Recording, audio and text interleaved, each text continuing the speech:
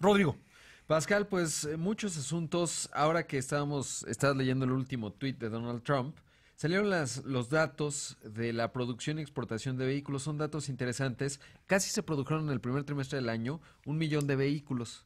Estamos hablando de 992.383 vehículos nuevos que se produjeron entre enero y marzo, un avance de 3%. Ahora, lo interesante es la exportación, porque las exportaciones crecieron 2.11% y se explica por un solo factor, un solo país, que es Estados Unidos. Crecieron las exportaciones a la Unión Americana 10.1% en el primer trimestre y absorbe Estados Unidos el 78% de las exportaciones.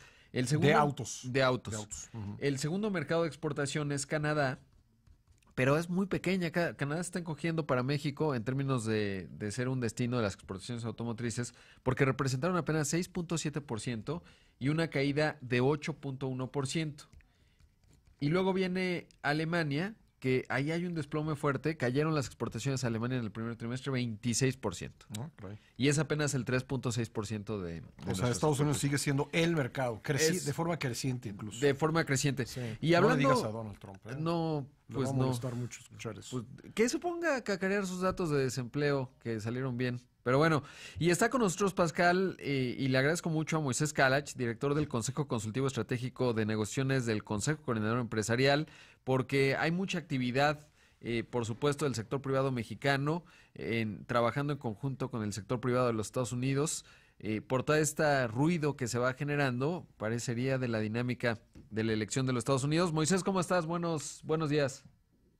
Hola Rodrigo, Pascal y al auditorio, buenos días. Hola Moisés, gracias por estar con nosotros. Moisés, tú estás allá en Saludos desde Washington. Washington. Todo el mundo está en todo Washington, el mundo- Moisés. no sé qué Vimos hacemos foto de aquí. Ildefonso Guajardo, allá Exacto. está Jesús Seade. Juan Carlos Baker nos dijo ayer que andaba por allá. Exactamente. Y Moisés, ¿cómo se están viendo las cosas allá en la capital de los Estados Unidos? Para que no nos digan que no le estamos poniendo atención a los temas. Exacto. Pues se ven muy activos, hay mucha actividad.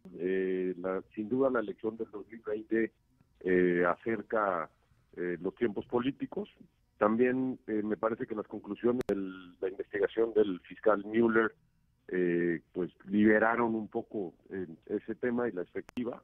Y pues muy activos. Aquí estamos visitando el Congreso, visitando a nuestros aliados en el sector privado, tratando de medir qué pasará con el voto del TEMEC. Y por otro lado, bueno, cuáles son las opiniones de lo que está pasando en la frontera. Entonces, pues muchísima actividad. Sí, hay que entender que pues la líder demócrata Pelosi está mandando señales más hacia su mercado, más hacia la parte política interna de Estados Unidos y menos hacia lo que significa para nosotros. Y pues bueno, la reforma laboral ya está en el Congreso. Es un proceso que pues tomará el tiempo que los señores diputados manden, pero creo que es un paso importantísimo para cambiar la visión que nuestro país tiene en temas laborales, pero también pues para modernizar y cumplir algunos de los compromisos que tenemos en el nuevo tema hacia Estados Unidos. Moisés, ¿cuál es la realidad del tema laboral?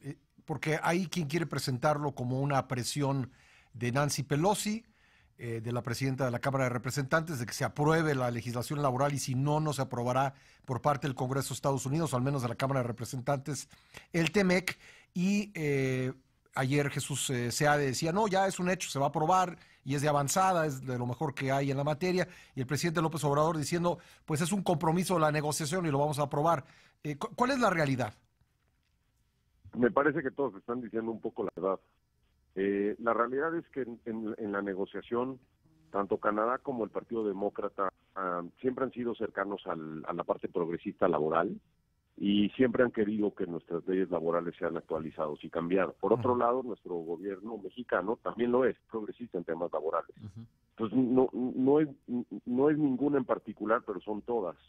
Me parece que los intereses y la visión del tema laboral se alineó a esta nueva visión que comparten Canadá y los sindicatos canadienses, pero más que nada el Partido Demócrata. Entonces está alineado. Yo creo que nuestra reforma laboral nace de un incentivo de cambiar los temas laborales en nuestro país, pues del señor presidente y de su partido.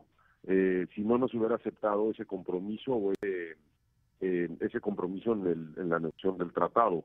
Por otro lado, pues la señora Pelosi me parece que está jugando su juego político de querer subirse al tren de que ella es la que está poniendo la reforma laboral. Entonces, pues bueno, un poco de cierto en todos la realidad es que México forma parte de este grupo en América del Norte, y los conceptos, los estándares laborales se tenían que cambiar, se tenían que modernizar, y ahí está. Me parece que si queremos tener un país moderno, parte del proceso tendrá que pasar por ahí. Entonces, lo que creo que tenemos que hacer es, la reforma laboral mexicana está hecha en base a lo que necesitamos en México. Nos tomará mucho tiempo implementarla, porque es una reforma pues que tiene un cambio profundo. Ya veremos qué definen los señores diputados y diputadas, y después tendrá que ir al Senado. Pero es un proceso que no será un proceso inmediato. Y bueno, hay que entender que al final somos un país independiente y nuestra reforma laboral es mexicana, ¿no? Hay gente en Estados Unidos y en Canadá que lo que quieren es que esa reforma laboral genere costos más altos en nuestro país y perdamos competitividad. Eso es lo que no hay que caer en ese juego. Más bien lo que hay que generar es mejores y mayores derechos para los trabajadores, y que los salarios suban, sí, pero a través de productividad. Moisés, se ha planteado en el escenario, ahora que mencionas estas posturas políticas de Nancy Pelosi, el hecho de que se busque reabrir para plasmar conceptos laborales justamente en el TEMEC. Ayer Chrystia Freeland, la canciller, decía, podemos abrir la caja de Pandora en caso de que este sea el escenario. ¿Cómo sería un escenario, y si lo ves factible en caso de que se volviera a abrir, pues cómo serían los tiempos? No, factible sí es, Rodrigo, pero creo que no nos pena a nadie abrirlo, y por supuesto a nosotros del lado mexicano, los que somos los que menos nos conviene, nos querrán pasar facturas a cobrar de un balance que ya está ahí en esa negociación que se firmó el año pasado. Me parece que en temas laborales está más que completo. El capítulo laboral ya está dentro del tratado, como ustedes saben, en el NAFTA original no lo estaba. Además, en el famoso anexo 23A marca precisamente cuáles son algunos de los requerimientos que nos comprometíamos a hacer. Se está cumpliendo con eso, y yo creo que con eso se está más que cumpliendo con los compromisos laborales. No creo que haya necesidad de reabrirlo. Claro, tiene detalles el tratado y hay cosas que nos gustan y a los otros países tampoco. Pues es una negociación de 3 países, no es todo para un lado. Entonces, me parece que sería peligroso abrirlo.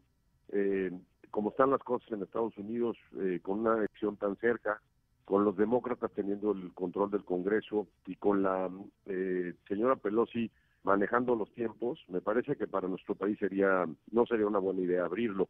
Por otro lado, pues hay que entender que los demócratas van a seguir pidiendo cosas y nos van a seguir pidiendo cambios. Ellos no van a terminar, los sindicatos americanos van a seguir solicitando cambios.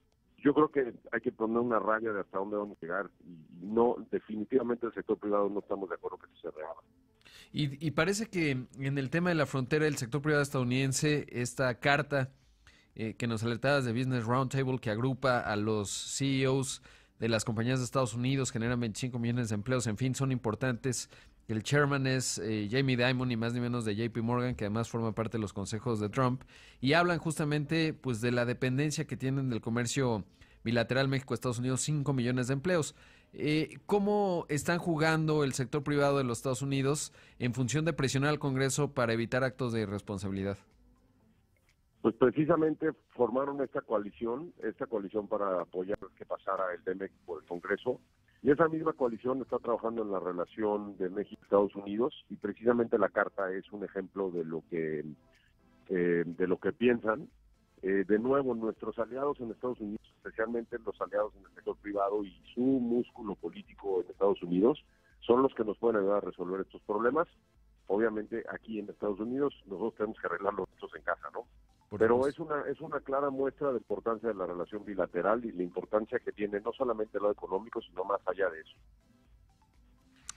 Pues muy bien, Moisés, vamos a seguir esta discusión y te agradecemos mucho que hayas estado con nosotros esta mañana. Un fuerte abrazo hasta Washington.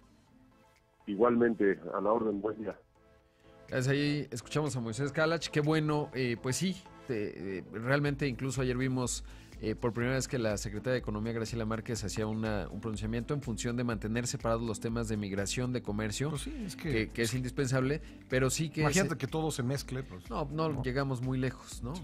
Sobre todo porque, además hay que decirlo, por eso esta carta es importante, hay interdependencia económica asimétrica, es decir, México sale más afectado, pero también Estados Unidos, y termina la carta diciendo, no ponga en riesgo lo positivo que ha logrado presidente Trump en materia de la reforma fiscal, etcétera, que son buenos datos. El dato de hoy del desempleo, 3.8%, no es malo, de hecho sorprende para un mes de febrero, y Donald Trump, pues en la dinámica electoral se puede entender que esos son los tiempos. Pero ni siquiera yo no sé Sí. nada de estrategias electorales, pero No, ni siquiera siento que esto le convenga, porque las condiciones de las que ganó de polarización no creo que se vayan a repetir. Es que- decir, él necesita que gente que no votó por él vote por él. Exactamente, y además abre frentes, ¿no? Nuevos, Sí. cuando debería estar celebrando uno, la investigación de Mueller que ya refería Moisés, Sí. en que encuentra que no hubo colusión con los rusos, y por el otro lado los datos económicos, pero bueno, pues sí, las cosas. Pascal, nada más para